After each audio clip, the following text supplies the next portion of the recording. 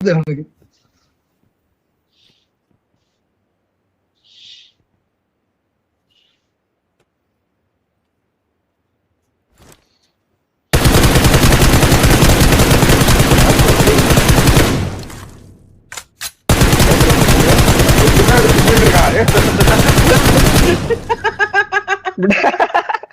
வாங்க எனிமி இங்கதான் இருக்கோம், வந்து அடிச்சுட்டு போங்க.